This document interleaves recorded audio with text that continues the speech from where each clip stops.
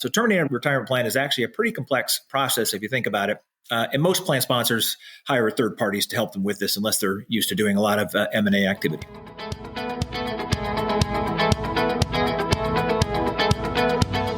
This is 401k Specialist Editor-in-Chief Brian Anderson, and this is the 401k Specialist Podcast. Company mergers have a big impact on the retirement plans of the companies involved, and many times it creates plenty of confusion for participants. Employees have fears about how their benefits might be altered, as in potential changes to matching contributions or plan structures. When a merger is on tap, it can lead to a big uptick in requests for plan information and guidance from participants. To find out more about what happens when businesses with different retirement plans merge, today we're talking with Pete Welsh, Managing Director of Retirement and Wealth at Inspira Financial. We're going to jump right into it right after this brief message. Inspira Financial provides health, wealth, retirement, and benefits solutions that strengthen and simplify the health and wealth journey. As the largest independent provider of automatic rollover IRA services, we help clean up retirement plans and empower individuals to engage with and grow their retirement savings. From automatic rollovers to plan termination services, we relentlessly pursue better outcomes for all. Learn more at inspirafinancial.com/business. In his role as Managing Director of Retirement and Wealth at Inspira Financial, Pete Welsh has a lot of experience in navigating merger-related retirement plan considerations, making him an ideal person to speak on the topic. Pete, thanks for joining us today on the 401k Specialist Podcast. Thank you, Brian. Glad to be here. All right, well, let's start off with some background on how the merger of two companies affects retirement plans. Yeah, when a company merges with or acquires another company, there are a few ways the new company can handle the retirement plan. If only one retirement plan is involved, then the post-merger company usually becomes the new plan sponsor of that retirement plan. However, if two plans are involved, one company may merge its plan with that of the other company. Then the post-merger company has only one retirement plan covering all of its employees. However, when both companies have their own retirement plans, what can happen is that either one company may terminate its retirement plan or both may terminate their retirement plans. All right. Well, can you elaborate on what happens when two companies, each with its own retirement plan, decide to merge, and what are the potential outcomes? Sure. In that scenario, one of four outcomes can actually take place. One company can terminate its plan and allow its plan participants to join the retirement plan of the post-merger company. Both companies can terminate their plans, as I said earlier, and start a new plan if that's what they want to do for the post-merger company.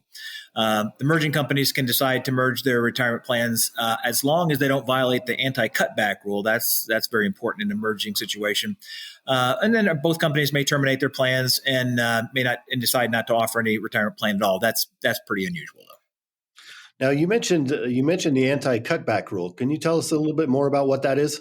Yeah, sure. It's a not a well understood provision of ERISA, but it's there. So when two retirement plans are merged, the merged plan cannot reduce or eliminate what's called protected benefits, such as accrued benefits, early retirement benefits, retirement subsidies, and other optional forms of benefits. The merged plan may result in some changes to administrative terms, but it usually doesn't have a significant impact on the benefit of plan participants. And usually to make sure you're not violating the anti-cutback rules, you generally have to involve an attorney or a real ERISA expert. Okay, now here's a scenario I want to address. Two companies are merging. Company A has an automatic rollover IRA program, and Company B doesn't.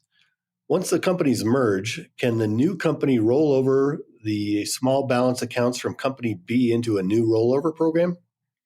Yes, they can. It depends on the particular situation, though. Often, and this is almost always the case in an asset purchase, the plan that is sponsored by the company that has been purchased will terminate its plan. In this case, the employees from the purchased company simply join the plan of the buyer going forward and are subject to the new provisions of the buyer's plan, including any automatic rollover program. The plan of the company being purchased, which is being terminated, will be wound up, and the participants of that plan who do not otherwise claim their accounts typically have their balances rolled into IRAs per the U.S. Department of Labor guidance. However, if the buyer is buying the stock of another company, then the buyer is essentially buying everything, including the retirement plan of the seller. When this happens, the retirement plan of the purchase company can be merged with the plan of the buyers, some of what we talked about earlier, and the employees in the purchase plan would have access to the provisions of the buyer's retirement plan. If there are any former employees with small balance accounts merged into the buyer's program, then they would be cashed out under the automatic rollover IRA program. All right. Well, it seems like for most mergers, at least one of the retirement plans typically needs to be terminated. Can you tell us more about what that entails? Yeah, you bet. For defined contribution plans held in trust, and those are the majority, 401ks, 403bs, and so on, versus SEPs and simples and those type of things. The termination process is essentially the same, but it does require a few administrative steps. First, the employer must amend the retirement plan to establish a termination date, stop employee contributions to the plan, and provide full vesting of benefits for all plan participants, regardless of original vesting schedule. That's very important. Once you terminate, everybody's 100% vested in whatever their account balance shows. Second, the employer needs to let the plan participants and beneficiaries know about the plan's termination and request an instruction on how to distribute their benefits. So this is just plans terminating. What do you want to have happen? Third, the employer must pay out any outstanding required employer contributions to the plan.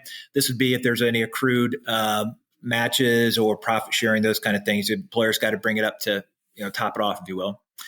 Fourth, the employer must arrange to distribute all plan assets as soon as possible after the plan termination date. What's interesting is there's actually no actual time limit to distribute these assets, at least not statutorily. But until all the assets are distributed, the IRS and Department of Labor do not consider the plan termination as final. And this means that the employer will still have to file tax paperwork, 5500, et cetera. And it's interesting enough, particularly in large plan terminations, if there's over 100 lives, the plan is still subject to an audit, which can carry on for potentially years. I've certainly seen it go on for quite a while. And that's tough, particularly when the plan's winding up and fiduciaries want to go on their way. And last, depending on the type of retirement plan we're talking about here, the employer must submit certain filings to the U.S. government to alert appropriate agencies the plan is terminating, just so it's can wrap it up. So terminating a retirement plan is actually a pretty complex process if you think about it. And most plan sponsors hire third parties to help them with this unless they're used to doing a lot of M&A activity. Right. Well, it certainly sounds pretty complicated and time consuming. How long does it usually take to terminate a retirement plan? Well, the time it takes, as you might expect, varies. We've seen some as short as a few months if it's a smaller plan, but obviously larger plans may take longer. The following issues kind of make up the overall complexity here. So plan participants who are no longer employees are thus difficult to reach. That can extend the timeline. The need to locate plan participants and their contact information is out of date. That complicates. And when plan participants are not responsive, making it difficult or impossible to get their input on how to handle their funds, that also can extend the timeline. All right. Well, now I'm curious about what can plan sponsors do to find missing participants, which can really help simplify terminating a retirement plan. Yeah, it's a great question. It's one of the most challenging aspects, quite honestly, of terminating a retirement plan is finding those missing account holders. I'm not going to say it's rote, but the general documentation and amendments and those kind of things are pretty easy. But human beings, what they are, it oftentimes makes it very, very complicated to find them. So to help simplify that and other tasks involved in terminating, an employer should look for, in our opinion, an experienced ally that can help them seamlessly facilitate and administer the IRAs, disperse benefits, manage uncashed checks, and other plan termination tasks, as well as searching for those missing participants. And at Inspira, we look for missing IRA account holders once a year until we find them. Okay. Well, before we close out, do you have any closing thoughts on company mergers and what to do with their retirement plans? Yeah, for sure. For companies undergoing a merger, Inspira Financial can help simplify the process of terminating the 401k or other defined contribution plan. Our solutions include those search services for the participants, participant notifications, disbursements, setting up and administering the safe harbor IRAs, and more. Designed to support the compliance with the DOL and other services, we really try to act as an ally to the company, and by allowing those account holders who have not been found or have not claimed their account to move over to us, that actually effectively zeroes out the 401k plan, allowing for the plan to be seamlessly terminated at that point. All right, Pete, this has been an insightful discussion with a lot of good advice that can help ensure for a smooth transition during a merger. Thanks for joining us today on the 401k Specialist Podcast. Well, thank you, Brian. It's been a real pleasure. Hopefully some of your listeners will take some value out of this.